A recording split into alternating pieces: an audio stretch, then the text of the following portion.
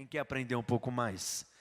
O centro do Evangelho é um só: Cristo em vós. Diga assim para o seu vizinho: o centro do Evangelho é um só: Cristo em vós. Eu ensino muito sobre o Novo Testamento e tantas verdades poderosas na palavra de Deus, sobre a graça, sobre a justificação pela fé, sobre a nossa herança em Cristo, a nossa posição em Cristo, as promessas que estão disponíveis para nós, porque Paulo diz no livro de Gálatas que nós somos filhos de Abraão e, portanto, nós somos herdeiros de uma promessa como filhos de Abraão. Tudo isso é maravilhoso, é poderoso. Você precisa ter revelação dessas verdades espirituais, para que você possa desfrutar de cada uma dessas verdades e viver a plenitude do Evangelho. Amém, meus irmãos? Mas você pode perguntar: qual que é o centro de tudo isso? Qual que é o centro de todas essas verdades? O centro é Cristo em nós. Eu quero dizer que essa é uma verdade poderosa, porque é o próprio Deus vindo habitar dentro de nós. No Antigo Testamento, no Jardim do Éden, o homem se encontrava com Deus diariamente na viração do dia. Mas nós sabemos que Deus mudou de lugar.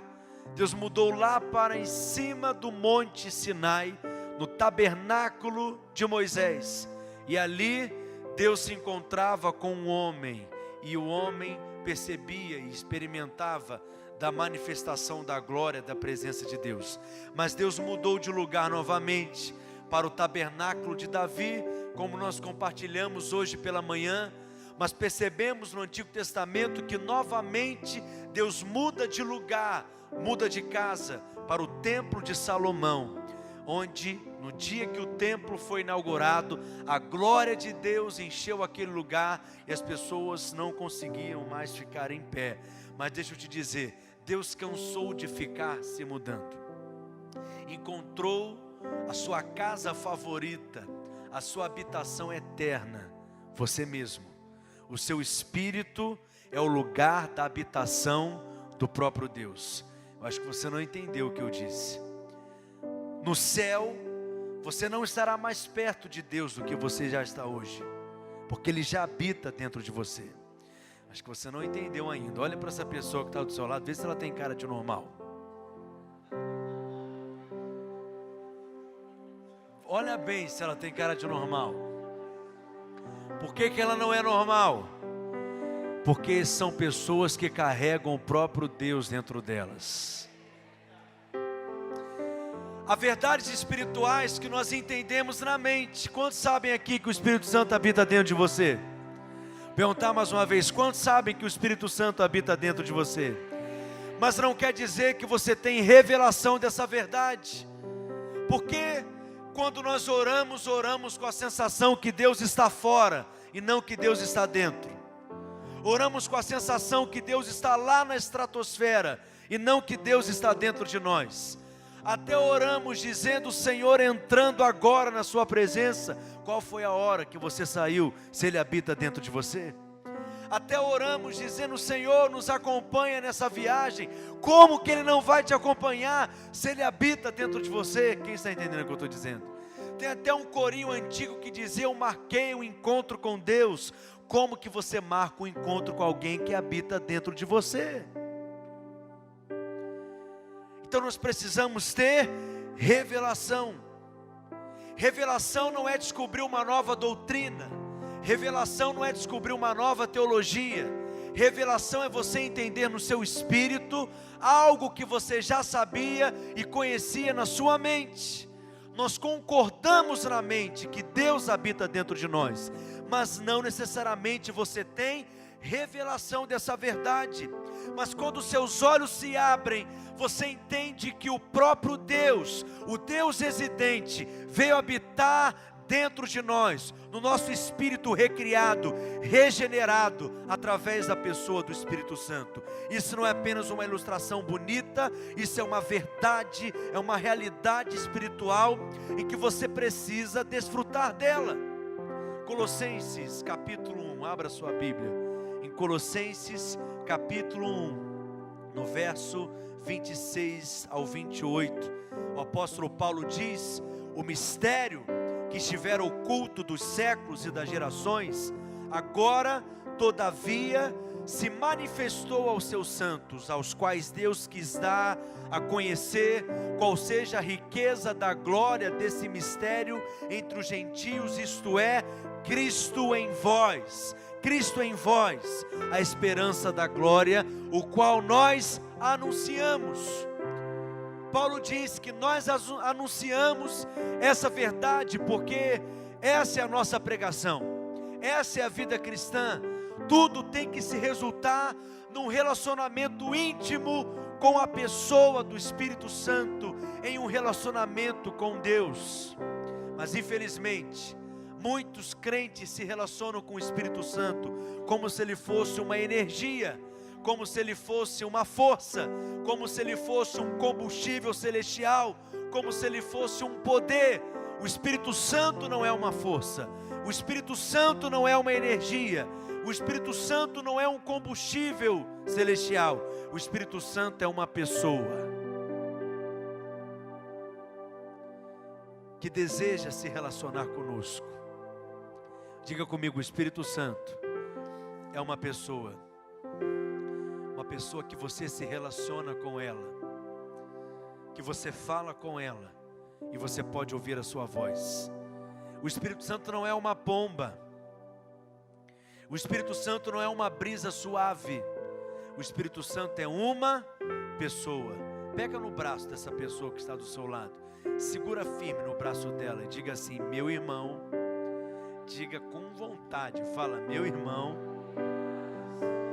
o Espírito Santo precisa ser mais real para mim e para você do que esse braço que eu estou pegando agora.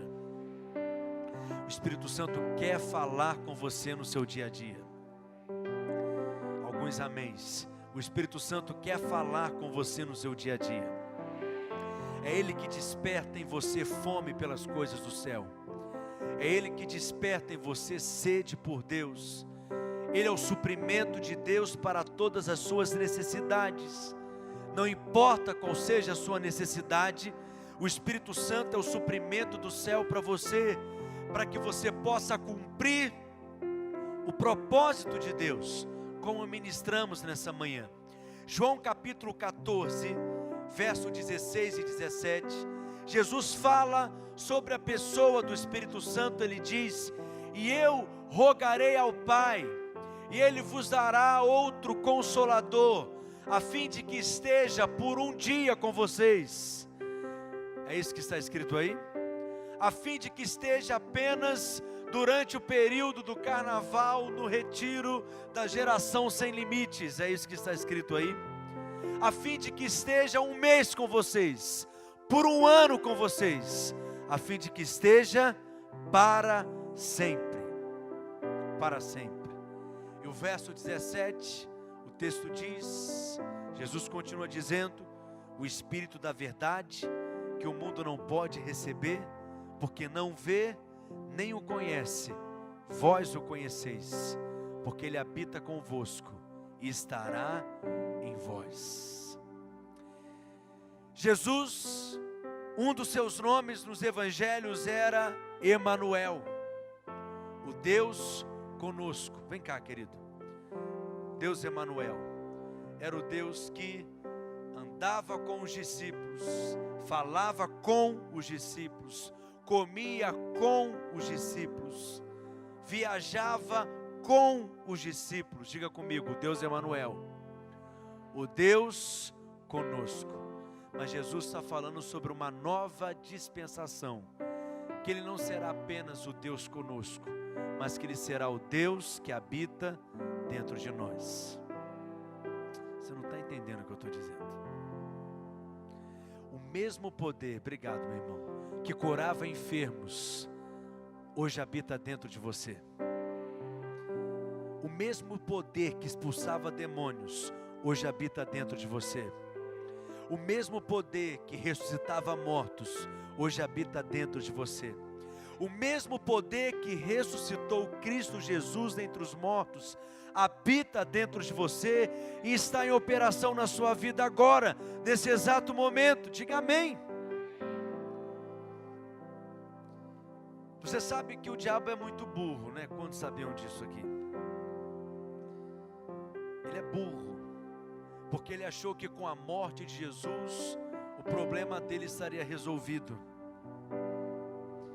Só que Jesus, nos 4 evangelhos, ele é chamado de unigênito, o único Filho de Deus, o único gerado com a natureza de Deus, o único que tinha a vida de Deus, o único que tinha a natureza de Deus, o unigênito. Só que Jesus morre como unigênito, mas ele ressuscita como o primogênito, o primeiro de muitos filhos de Deus. Preste atenção. O problema do diabo se multiplicou, porque antes era um, agora são centenas de filhos de Deus só aqui nesse lugar. Você é tão filho de Deus quanto Jesus é filho de Deus. Se ele é o primeiro, é porque tem um segundo. Se tem um segundo, tem um terceiro. Se tem um terceiro, tem um quarto. Se tem um quarto, tem um quinto. E tem você que é filho de Deus, que foi gerado na mesma espécie, com a mesma vida, com a mesma natureza. A mesma graça que havia sobre Jesus está sobre você. O mesmo poder que havia sobre Jesus está em você. A mesma unção que havia em Jesus está em você. E se quando você estuda a história, você estuda antes de Cristo e depois de Cristo, imagina se ele sendo um, fez tudo aquilo que ele fez, ao ponto de marcar a história. Imagina agora que são muitos filhos de Deus, que estão se movendo no mesmo espírito. É por isso que no livro de Atos, os discípulos foram chamados de cristãos. E a palavra cristão significa pequenos cristos, parafraseando Jesusinhos. Porque as pessoas olhavam para os discípulos e reconheciam que sobre eles estava a mesma unção que estava sobre Jesus. Sobre eles estava a mesma habilidade, a mesma autoridade que estava em Jesus. E os discípulos faziam as mesmas obras. Eu amo o texto quando a Bíblia diz em Atos que aqueles que têm colocado o mundo de cabeça para baixo chegaram até aqui. Porque na verdade eles iam por toda parte fazendo o bem, porque eles foram ungidos com o poder do Espírito Santo.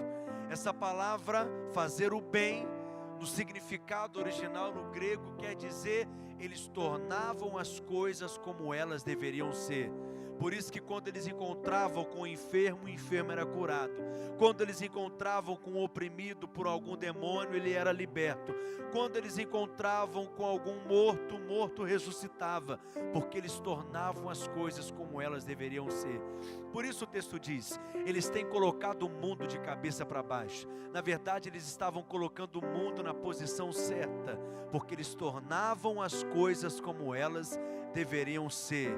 E é sobre isso que vão falar a respeito de vocês. Aqueles que têm colocado Friburgo de cabeça para baixo chegaram até aqui. Não é você que faz, não é na sua força, não tem nada a ver com você, mas tem a ver com a pessoa do Espírito Santo que habita dentro de você. Por isso Jesus disse, eu rogarei ao Pai. E qual foi a oração que Cristo fez, que o Pai não respondeu? E Ele disse, para que Ele envie o Consolador. A palavra Consolador no grego é a palavra Paráclitos. Diga Paráclitos. Se puder aumentar só um pouquinho do meu retorno, por gentileza. Paráclitos significa tem 7 significados. 7 palavras poderosas, cruciais. Consolador, Paráclitos, é a pessoa do Espírito Santo. Primeiro significado, você que está anotando, é confortador. O Espírito Santo é o seu confortador, é aquele que te refaz, é aquele que te refrigera, é aquele que te renova, é aquele que te fortalece. Amém, meus irmãos? Digo, o Espírito Santo é o meu confortador. A segunda palavra que define Paráclitos é encorajador. Quando você pensa em parar, quando você pensa em desistir, quando você se encontra frustrado, abatido, desanimado, o Espírito Santo é aquela pessoa maravilhosa que não para de pensar em você em nenhum segundo do seu dia, em como Ele pode te abençoar, em como Ele pode te encorajar. Em todo tempo Ele habita dentro de você dizendo: não pare, não desista, permaneça, persevere, a promessa está aí, a palavra está aí. Tire os seus olhos das circunstâncias, coloque os seus olhos em Cristo, tire os seus olhos de si mesmo, fixe os seus olhos na promessa. O Espírito Santo é o seu encorajador. A terceira palavra que define Paráclitos é conselheiro. O Espírito Santo foi enviado para ser o nosso conselheiro. Quando você não sabe o que falar, quando você não sabe o que fazer, quando você não sabe que decisão tomar, qual porta entrar, qual caminho escolher, o Espírito Santo é aquele conselheiro que fala exatamente aquilo que você precisa ouvir, na pinta, na mosca. O Espírito Santo, Ele é o seu conselheiro. A quarta palavra que define Paráclitos é ajudador. Pense em qualquer situação que você esteja enfrentando, qualquer momento que você esteja passando na sua vida, o Espírito Santo, Ele quer te ajudar. Vou dizer mais uma vez, o Espírito Santo, Ele quer te ajudar. Veja bem, Ele não foi chamado de feitor, Ele foi chamado de ajudador, porque você faz, mas Ele te ajuda. Você lidera a sua célula, mas Ele te ajuda. Você discipula, mas Ele te ajuda. Você ministra, mas Ele te ajuda. O Espírito Santo é o seu ajudador. Em qualquer necessidade, Ele quer te ajudar. A quinta palavra que define Paráclitos é advogado. Você tem um advogado diante do Pai, para lembrar que você é justo, que Deus não enxerga culpa em você, porque você já foi justificado pela obra de Cristo na cruz. Por mais que o diabo vire para você dizendo: eu sei o que você fez no verão passado, você tem um advogado diante do Pai. O Espírito Santo é o seu advogado. Amém, meus irmãos? Intercessor é a sexta palavra que define Paráclitos. O intercessor é aquela pessoa influente, é aquele amigo influente que se coloca entre o maior, quem está entendendo, e o menor. Entre o maior e o menor, é aquele que intercede por nós, que Paulo diz que nos ajuda em nossas fraquezas. Isso quer dizer que, imagine algo que você não dá conta de carregar sozinho, que é tão pesado. O Espírito Santo, Ele vem e te ajuda a carregar aquela situação. Ele é o seu intercessor. Ele intercede por nós com gemidos inexprimíveis, que todos os comentaristas bíblicos concordam que é o falar em línguas. Essa linguagem sobrenatural de oração, nós não entendemos todas as implicações que envolvem aquele propósito pelo qual nós estamos orando. Por isso que aquele que ora em outras línguas, ele conta com a ajuda do Espírito Santo para orar. Ele conta com a intercessão do Espírito Santo, e ele ora de forma exata, ele ora de forma, enfim, no ponto certo, porque o Espírito Santo é aquele que conhece o coração de Deus. Amém, meus irmãos? E a última palavra que define Paráclitos é aquele lado a lado. Na segunda-feira, o Espírito Santo, ele está lado a lado. Na terça-feira, o Espírito Santo, ele está lado a lado. Amanhã, quando vocês estiverem retornando para Nova Friburgo, eita, quase que não saiu, falei certo? Friburgo, falei certo agora. O Espírito Santo, ele permanece lado a lado. Na quarta-feira você vai voltar para a sua rotina, no seu dia a dia, e o Espírito Santo, ele permanece lado a lado. De manhã ele está, quero te ouvir, lado a lado. À tarde ele está, lado a lado. À noite ele está, lado a lado. De madrugada ele está, lado a lado. Se todos te deixarem, ele permanece lado a lado. Se todos te abandonarem, ele permanece lado a lado. Se tua mãe te deixar, ele permanece lado a lado. Se teu pai te abandonar, ele permanece lado a lado, para sempre. Digo, Espírito Santo é o meu confortador. Digo, Espírito Santo é o meu ajudador. Digo, Espírito Santo é o meu encorajador. Digo, Espírito Santo é o meu conselheiro. Digo, Espírito Santo é o meu advogado. Digo, Espírito Santo é o meu intercessor. Digo, Espírito Santo é aquele lado a lado. João capítulo 16, verso 7. Quem está aprendendo alguma coisa aqui?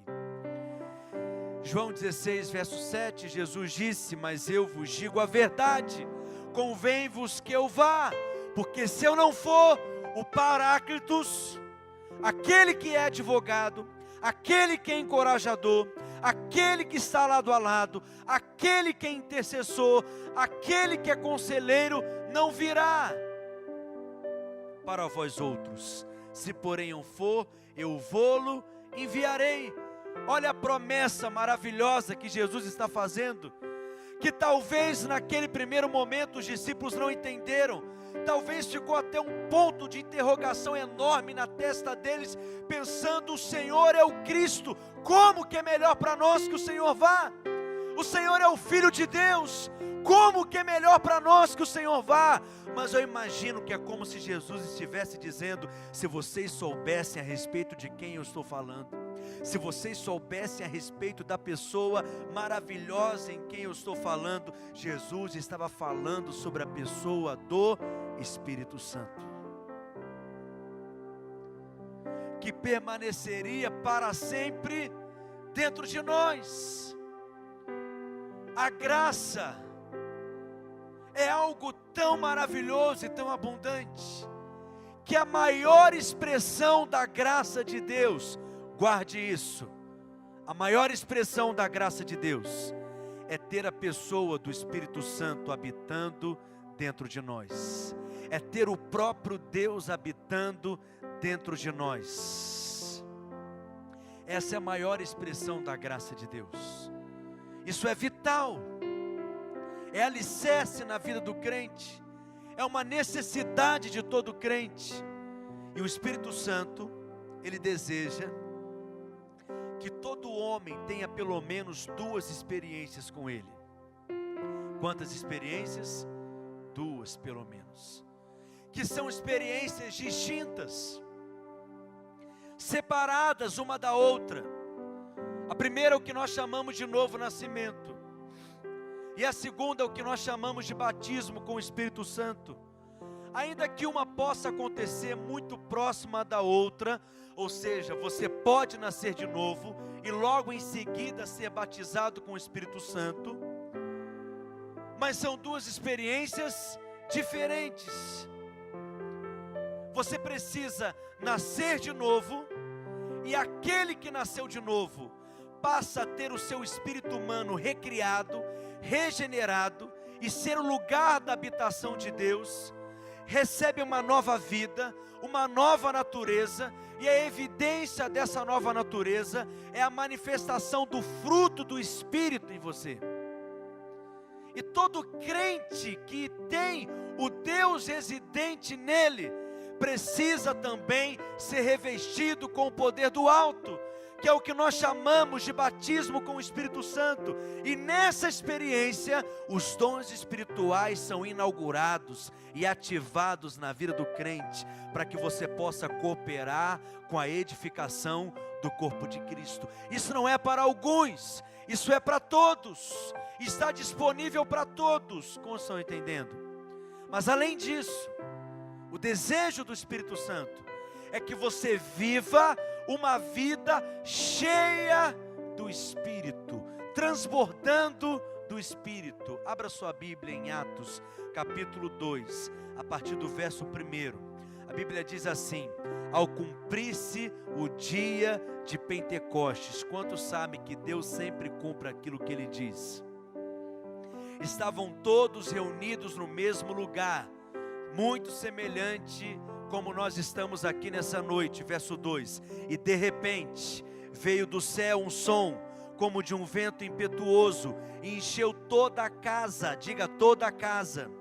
Porque quando Deus resolve fazer algo, Ele faz com abundância, com plenitude, com qualidade, amém? E apareceram distribuídas entre eles línguas como de fogo, e pousou sobre a cabeça de cada um, porque se Deus levanta um, Ele levanta todos. Se Deus usa um, Ele usa todos. Se Deus cura um, Ele cura todos. Se Ele prospera um, Ele prospera todos. E se Ele enche um, Ele enche todos. E o verso 4 diz: e todos, diga todos. Sabe o que significa todos no grego? Todos mesmo. Todos ficaram cheios do Espírito Santo. Será que tem alguém aqui nessa noite que não está incluído nessa palavra todos? Todos são todos, e ficaram cheios do Espírito, e passaram a falar em outras línguas, segundo o Espírito lhes concedia que falassem. Primeira coisa que o texto diz: ao cumprir-se o dia de Pentecostes. Por que tem esse nome? Porque era uma festa, a festa de Pentecostes. Haviam 7 festas na cultura judaica, e 3 grandes convocações entre essas festas: a festa de Pentecostes, a festa dos tabernáculos e a festa da Páscoa. E todas elas possuem um significado profético, porque apontam para Cristo. E essa é a beleza do Antigo Testamento, é uma sombra daquilo que é uma realidade em Cristo no Novo Testamento. Quem está entendendo? Por exemplo, todas essas festas possuem um significado profético. Jesus nasceu exatamente na festa dos tabernáculos, e quando Ele voltar, Ele voltará na festa das trombetas, que antecede a festa dos tabernáculos. Jesus, Ele foi morto exatamente no dia da festa da Páscoa, aonde eles comemoravam a libertação do tempo de escravidão no Egito, comendo o cordeiro assado com as ervas amargas. E o Espírito Santo é derramado como revestimento de poder, exatamente na festa de Pentecostes. Qual que é o significado de Pentecostes? Eram 50 dias após a Páscoa, essa festa era celebrada. Era chamada também de festa das semanas. Na festa de Pentecostes, eles celebravam a colheita e ofereciam ações de graças a Deus pela colheita, e consagravam a nova colheita que estava por vir. É por isso que um dos nomes da festa de Pentecostes na Bíblia é também festa da colheita. Preste atenção, Deus é um Deus de agenda e de lugares. Não foi por um acaso que o Espírito Santo foi derramado exatamente na festa da colheita. Por quê? Porque quando eles foram revestidos com poder, eles estavam sendo colhidos para Deus, completamente arrebatados por inteiro para Deus. Eles eram a colheita de Deus, mas eles também estavam sendo revestidos de poder para fazerem parte da grande colheita. Tanto é que Pedro, quando se levanta para pregar, logo em seguida, pela primeira vez, 3.000 pessoas foram colhidas naquele dia. Quem está entendendo? Mas há um outro ponto de vista para os judeus da festa de Pentecostes. Quem quer aprender um pouco mais? Deixa eu te ensinar. Primeiro Pentecostes na Bíblia aconteceu após 50 dias da Páscoa. O povo foi liberto do Egito. Em cima do monte, Deus entrega a lei para Moisés nas tábuas. Moisés desce do Monte Sinai e se frustra com o povo, fica completamente decepcionado, porque o povo estava adorando um bezerro de ouro. Moisés, indignado, quebra as tábuas da lei e diz que aqueles que pertenciam ao Senhor deveriam passar para o lado dele, e somente os levitas, que se tornariam os sacerdotes, passaram para o lado de Moisés. E Moisés em seguida dá a seguinte ordem, está lá em Êxodo: cada um pega a sua espada e mate quem estiver do seu lado. Êxodo 32, se eu não me engano. E a Bíblia diz que naquele dia 3.000 pessoas foram mortas. Quando? No primeiro Pentecostes. Mas eu tenho uma boa notícia para você. Aconteceu um novo Pentecostes, 50 dias após a Páscoa também. E nesse novo Pentecostes, o Espírito Santo foi derramado com poder, e 3.000 pessoas foram salvas. No primeiro Pentecostes, 3.000 pessoas morreram. No novo Pentecostes, na nova aliança, 3.000 pessoas foram salvas. Você não está entendendo? Porque a antiga aliança é uma aliança de condenação, mas a nova aliança é uma aliança de justificação, de vida. O primeiro milagre de Moisés foi transformar água em sangue. O primeiro milagre de Jesus foi transformar água em vinho. Água em sangue aponta para mortes, está compreendendo? Mas vinho nos fala de vida. Porque a nova aliança é superior à antiga aliança. O primeiro Pentecostes aconteceu no Monte Sinai e 3.000 pessoas morreram. O novo Pentecostes aconteceu no Monte Sião e 3.000 pessoas foram salvas. Só que há crentes que até hoje colocam um pé no Monte Sinai e outro pé no Monte Sião, tentando viver na lei e na graça ao mesmo tempo. Deixa eu dizer mais uma vez, a vida cristã não é esforço, a vida cristã é uma vida no descanso, porque é uma vida no Espírito. A vida no Espírito não é esforço. No primeiro Pentecostes, Deus falou sobre as obras dos homens: não farás isso, não farás aquilo outro, não tocarás naquilo. Mas no novo Pentecostes, o Espírito de Deus falou sobre as maravilhosas obras de Deus. Porque Ele não veio para glorificar as obras dos homens, Ele veio para glorificar a Cristo, a obra de Cristo na cruz. Volta para o texto de Atos, capítulo 1 agora, no verso 4.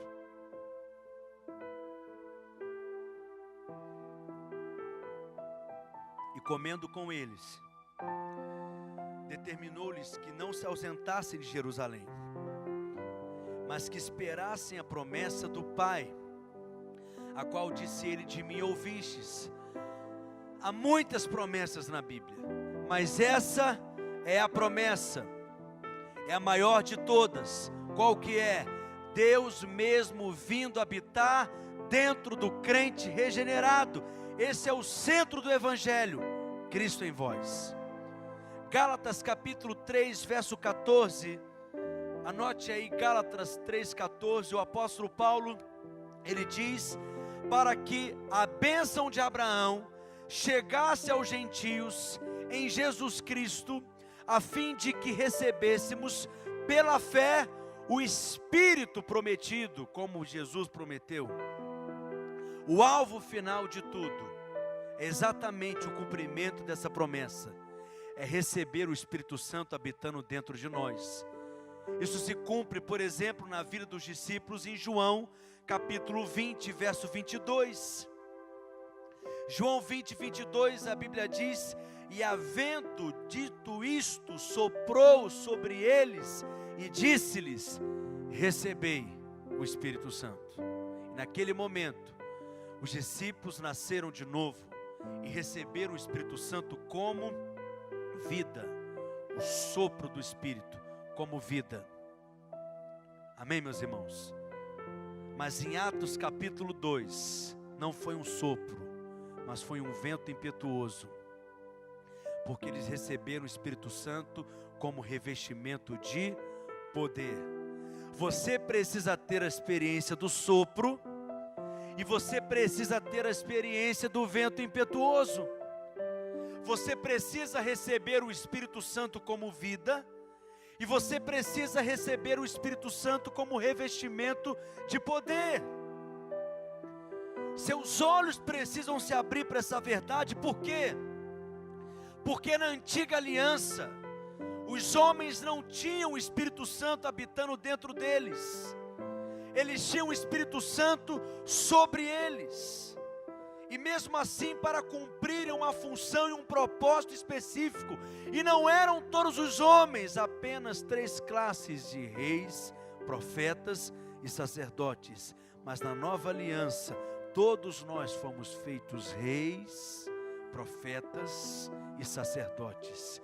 E temos o Espírito Santo habitando dentro de nós. Não temos por medida, não temos uma porção, mas temos todo Ele habitando dentro de nós. Aonde você vai, Deus vai.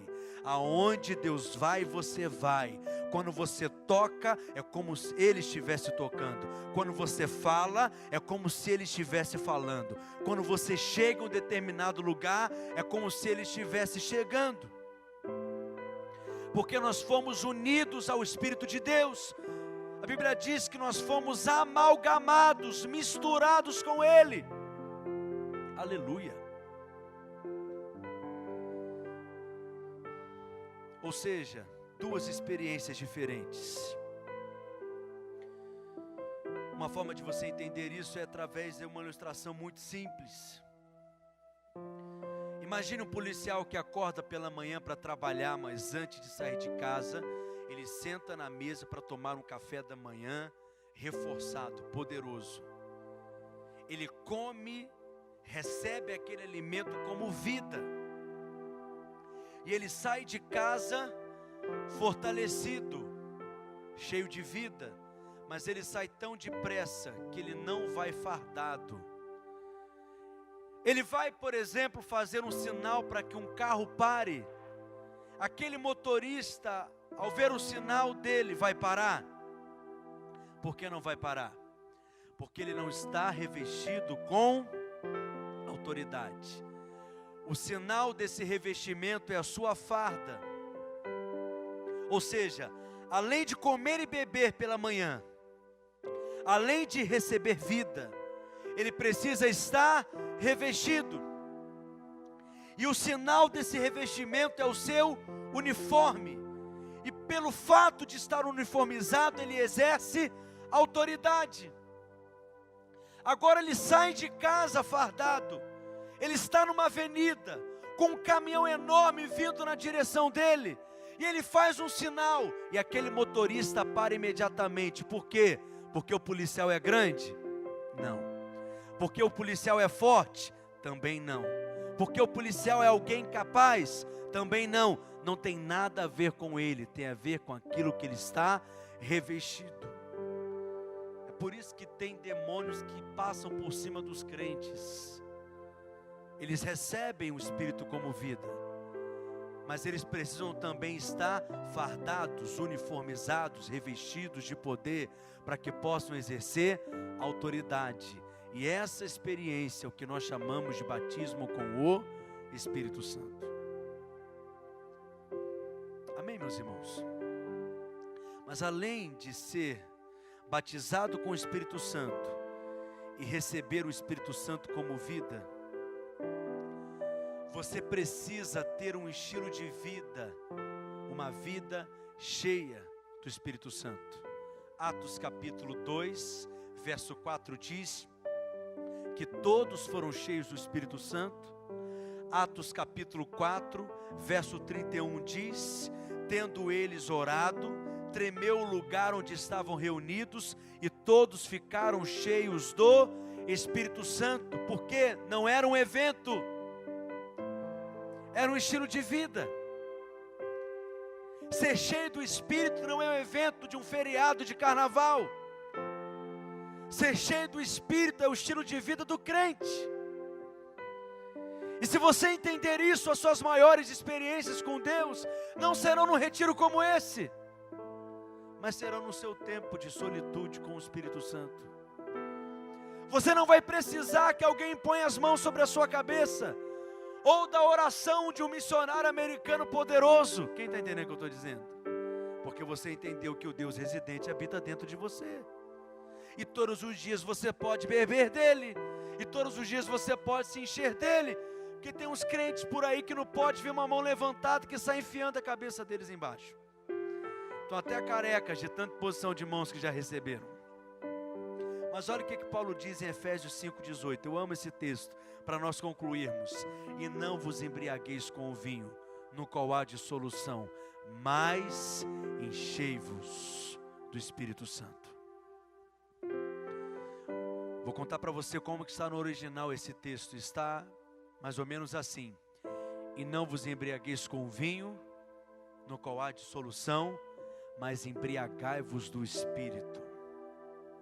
Certamente está fazendo uma referência a Atos capítulo 2, porque quando os discípulos foram revestidos com o Espírito Santo, com poder, as pessoas começaram a dizer que eles estavam como homens e mulheres embriagados.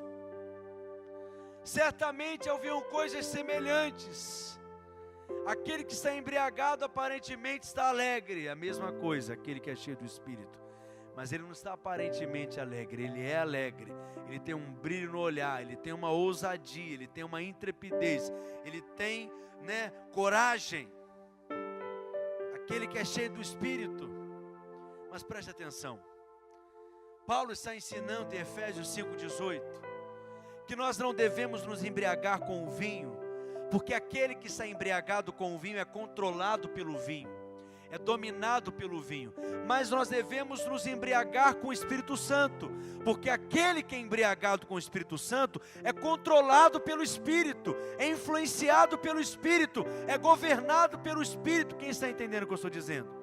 Aquele que está embriagado com o vinho, ele está sob a influência do vinho, mas aquele que está cheio do Espírito, ele é influenciado pelo Espírito, ele é controlado pelo Espírito, não é no seu esforço, você apenas tem que andar no Espírito.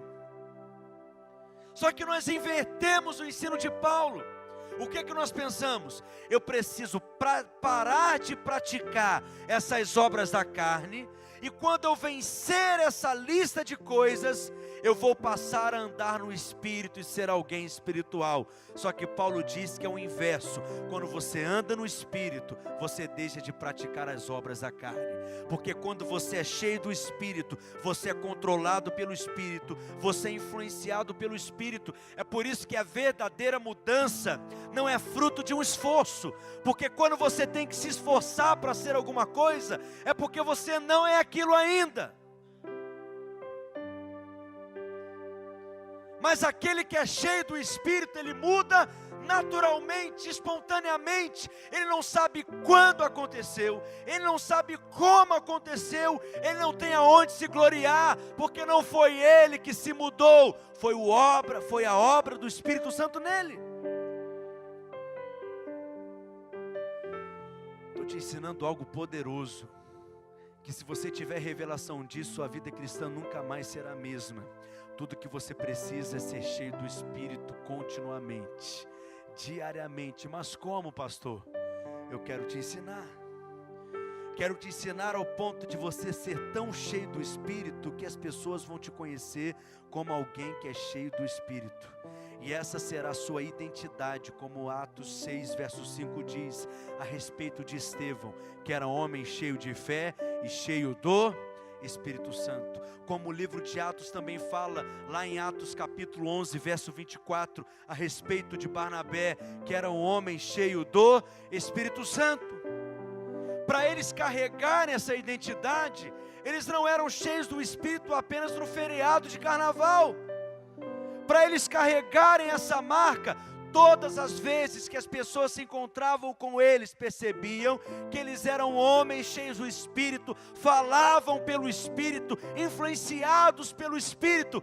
Essa será a sua marca também. Então não é um evento, é um estilo de vida. Não é uma experiência de um feriado num retiro. É um estilo de vida do crente, diariamente, sendo cheio do Espírito, bebendo do Espírito, comendo do Espírito, se enchendo do Espírito, transbordando do Espírito, sendo embriagado pelo Espírito.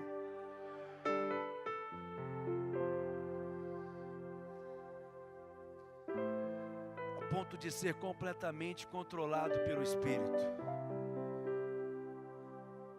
Mas pastor, eu sou tão deprimido, angustiado, como que eu posso ser cheio do Espírito diariamente, todos os dias me encher do Espírito? Não tem pessoas que todos os dias tomam remédio? Não tem pessoas que todos os dias tomam uma certa injeção diariamente? Por que você não pode todos os dias tomar uma dose do Espírito Santo? E se encher do Espírito Santo? E de repente aquela circunstância vai ser transformada. Aquela depressão vai embora. Aquele ambiente dentro da sua casa vai ser completamente transformado. Por quê? Porque você é um crente cheio do Espírito. Mas como se encher do Espírito continuamente? Como ter esse estilo de vida de alguém cheio do Espírito? Primeira coisa, anote aí: rejeite a passividade. Paulo diz: enchei-vos do Espírito. Está no modo imperativo. Porque não é um pedido, é uma ordem. E não é o seu pastor que te enche do Espírito. Não é o Samuel ministrando louvor que te enche do Espírito. Não é o seu discipulador que te enche do Espírito. É você que se enche do Espírito. E aí as desculpas já não existem mais, porque não depende do louvor, não depende de quem está ministrando na plataforma, não depende do seu líder de célula, depende de você rejeitar a passividade e decidir ter uma vida cheia do Espírito. E olha que interessante, essa expressão enchei-vos, no original grego, dá uma ideia de continuidade. É como se fosse assim: seja cheio do Espírito, continuamente sendo cheio do Espírito. Ou seja, assim como você não consegue parar de respirar, não pare de se encher do Espírito. Assim como você não pode parar de respirar, não pare de se encher do Espírito, mas seja cheio do Espírito, sendo cheio mais ainda do Espírito, e continue sendo cheio do Espírito. É ter o seu espírito aceso para Deus, inclinado para Deus, direcionado para Deus. Está entendendo o que eu estou dizendo? Se sentir mais gostoso por dentro, já teve essa experiência? Tem coisas práticas que você pode fazer no seu dia a dia. Vou te ensinar uma que eu amo: é enxergar Deus em todas as coisas. Você acorda pela manhã, aí vai tomar um banho, você fala: essa água não me limpa coisa nenhuma, eu sou lavada pelo sangue do Cordeiro, Ele que me lava e me purifica de todo o pecado. Aí você senta na mesa para tomar o café da manhã, você diz: esse pão não me alimenta, o que me alimenta é o pão que desceu do céu, Cristo é o meu alimento, Ele supre minhas necessidades. O que está acontecendo, gente? O que foi, prefeito? Amém, prefeito. Aí você entra dentro do carro, você segura o volante, esse carro não me dirige, eu sou dirigido pelo Espírito Santo, eu sou controlado por Ele, aleluia. Aí você chega em casa cansado do trabalho, deita na cama, você diz: essa cama não me descansa, o meu descanso é o Senhor, eu entro no descanso da fé, aleluia. Aí você pega o cobertor para se cobrir, você diz: esse cobertor não me cobre, eu estou coberto debaixo das asas do Altíssimo, Ele é o meu lugar seguro. Vai dizer que isso não te enche do Espírito?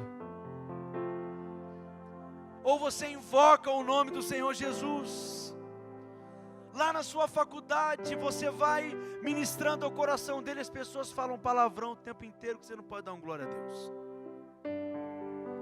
As pessoas contam piadas sujas continuamente, por que você não pode falar sobre as coisas do céu?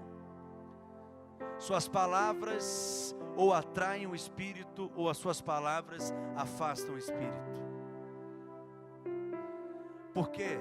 Isso me introduz no segundo princípio para ser cheio do Espírito. Nós somos cheios do Espírito falando. Verso 19 do capítulo 5 de Efésios. Falando entre vós. Isso quer dizer que ninguém é cheio do Espírito com a boca calada. Eu costumo dizer o seguinte, pastor Alceu: crente calado é crente oprimido. Crente cheio do Espírito é crente que fala. Mas não é um falar qualquer, é um falar espiritual, é um falar para Deus, é um falar sobre Deus, é um falar em Deus. E quando você começa a falar, o ambiente que você está muda completamente. Já viu aquela pessoa que só o glória a Deus que ela dá na célula muda o ambiente da célula? Eu costumo dizer que são pessoas que têm um espírito forte. Vou te dizer, eu ministro em muitos lugares. Tenho certeza que o Samuel vai testificar da mesma coisa. Tem lugares que o ambiente é difícil, é pesado de ministrar. Graças a Deus aqui é maravilhoso. Eu não sei, parece que o tempo até passa mais rápido. Estou empolgado de pregar para vocês, já são 10h20. Se vocês deixarem, eu vou ficar falando aqui até meia-noite. Porque é bom pregar para vocês, de verdade, eu não falo isso em todo lugar não.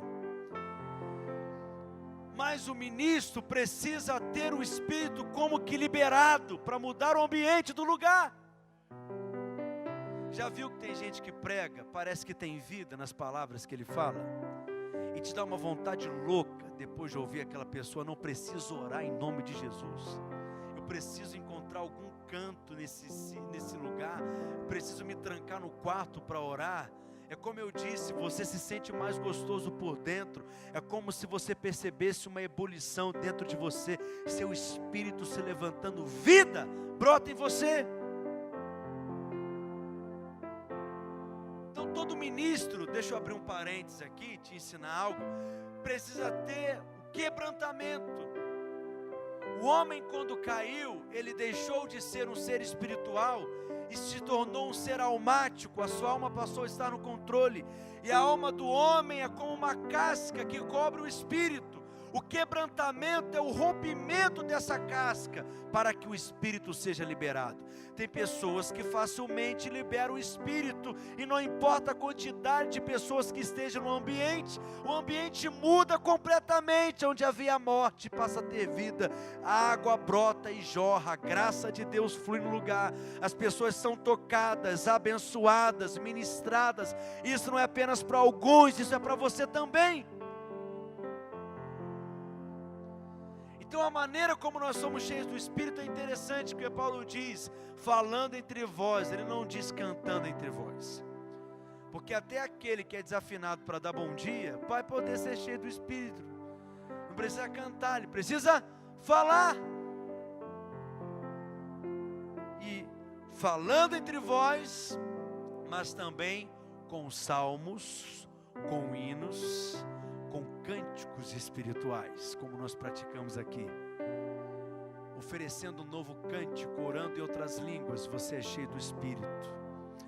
Eu falo o seguinte, tem dia que é difícil, eu sei, mas eu tenho que pegar minha carne pelo colarinho. Será que 3 pessoas me ajudam aqui rapidamente? 3 homens assim corajosos. Isso, o prefeito já levantou. Cadê os vereador, por favor? Mais um, gente. Só um homem, por favor. Um homem corajoso. Aleluia. Amém. Vem pra cá, prefeito. Qual que é o seu nome, prefeito? João Toledo. Aleluia. Cadê o outro? Vai, vaso. Você? Amém. Vem pra cá, você no meio aqui. Isso. Aleluia. Paulo diz em 1 Tessalonicenses 5:23 que o homem possui uma natureza tríplice. Diga comigo: espírito, alma e corpo. É como se houvesse um cabo de guerra. Dê as mãos, por favor. Na verdade, você é um espírito que possui uma alma e habita em um corpo. Não vou conseguir aprofundar nisso. Quer entender melhor? Compre o pendrive do curso de maturidade, vocês vão entender tudo. São 12 aulas sobre isso, aproveitar e fazer um merchan. Mas preste atenção no que eu estou te ensinando. A sua alma é a sede das suas vontades, é onde você toma suas decisões. Só que ela é interesseira, porque ela sempre vai cooperar com quem estiver mais forte. Isso quer dizer que enquanto seu espírito quer orar, puxa para cá, espírito. A sua carne quer, vai revelando aí. Seu espírito quer orar, puxa. E o que a sua carne quer fazer? Acorda a carne. O que a sua carne quer fazer? Mas também, né? A carne é fraca, né? A carne é fraca.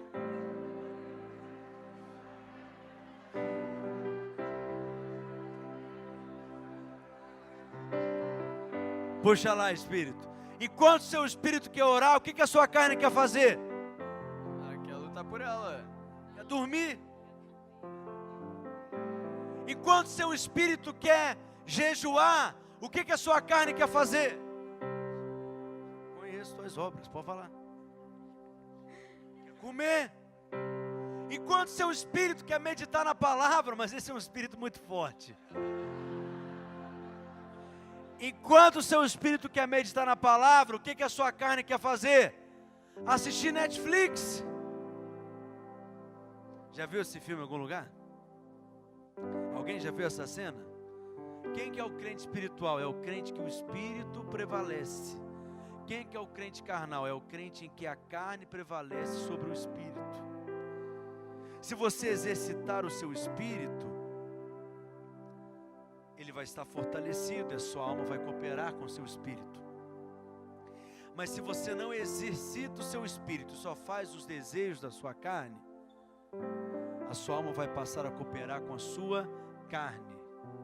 E esse é o crente carnal, que também pode ser chamado de crente derrotado na Bíblia. O crente vencedor é aquele que vive a vida no espírito. Obrigado, palmas para os três, por favor. Só que tem dia que não é difícil orar. O que você tem que fazer? Pegar a sua carne pelo colarinho e dizer, nós vamos orar. Aí eu falo o seguinte, tem dia que eu entro no escritório lá na minha casa e vou orar, mas é difícil orar demais. Você acredita que tem dia que eu não estou com vontade de orar? Ficar escandalizados?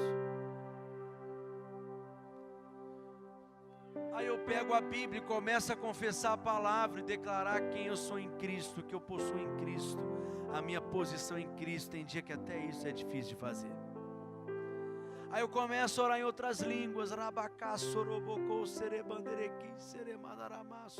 exercitando o meu espírito, edificando o meu homem interior, mas tem dia que até isso é difícil. Aí eu começo a adorar, ministrar, cantar.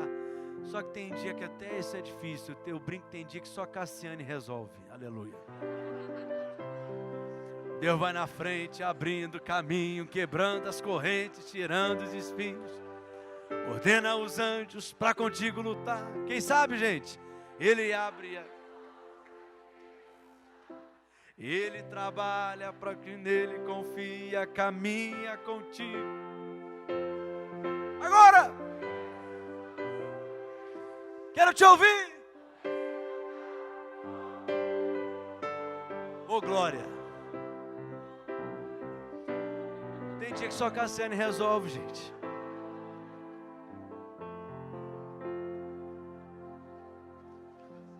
Mas preste atenção. Alguma coisa você vai conseguir fazer. Para ser cheio do Espírito, você tem que rejeitar a passividade. Para ser cheio do Espírito, você precisa falar. Terceiro lugar, verso 20. Para ser cheio do Espírito, você precisa ter ações de graças nos seus lábios. Porque aquele que tem ações de graças tem uma atitude de gratidão. É aquele que viu a graça de Deus. Porque ele reconhece que tudo que ele tem não é fruto do seu mérito, mas que Deus é a fonte de todas as coisas. Então ele só pode expressar com gratidão. Aquele que viu a graça de Deus tem louvor nos seus lábios, mas aquele que é cheio de justiça própria só tem murmuração, reclamação. porque ele acha que merecia algo melhor e não recebeu, porque ele acha que não deveria estar vivendo aquilo e está vivendo.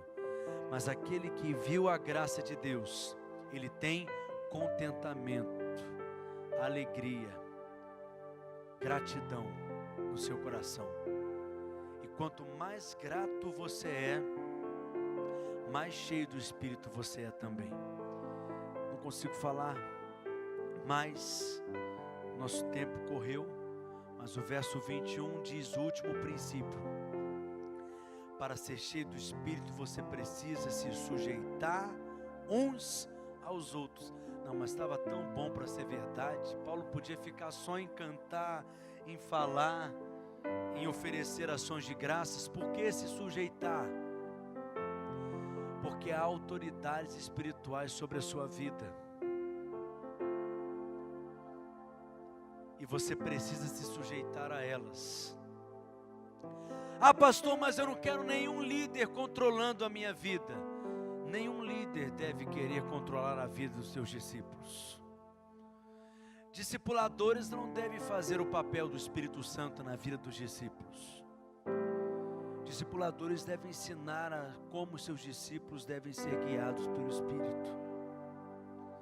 Discipuladores devem ensinar os seus discípulos a como ouvir a voz do Espírito, a como discernir a direção do Espírito, a como ter certeza da vontade de Deus, a como ser dirigido pelo Espírito Santo. Mas você deve se sujeitar às autoridades espirituais, porque a principal função de uma autoridade espiritual, sabe qual é? Alimentar você.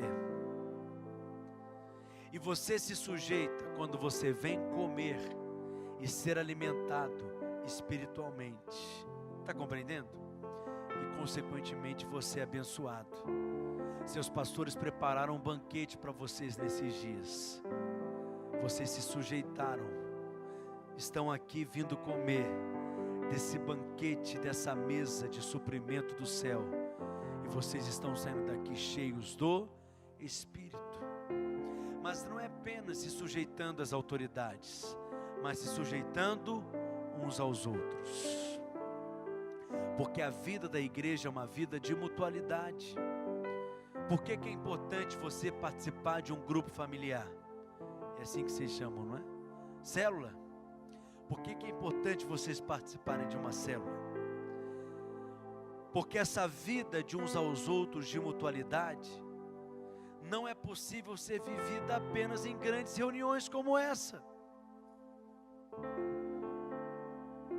Mas quando você se reúne num pequeno grupo, e como Paulo diz em 1 Coríntios, uns têm salmos, outros têm profecias, outros têm línguas, estão compreendendo? Cada um tem uma riqueza espiritual para compartilhar, todos são enriquecidos. Então, quando há essa mutualidade, o que é mutualidade? Essa vida de uns aos outros, aonde eu sirvo, como eu estou servindo vocês, e sou servido. Eu abençoo e sou abençoado. Eu edifico e sou edificado. Eu exorto e sou exortado. Eu aconselho e sou aconselhado. E quando há essa mutualidade, nós somos enriquecidos pela vida do corpo e nós somos cheios do Espírito. Para ser cheio do Espírito, você precisa rejeitar o individualismo e entender que você faz parte de um corpo. Para isso você tem que se esvaziar de si mesmo, se esvaziar do seu ego. Para ser cheio do Espírito, você tem que se esvaziar de si mesmo. E você se esvazia de si mesmo, se sujeitando aos seus irmãos. Quem aprendeu alguma coisa aqui nessa noite? Então fique de pé no seu lugar.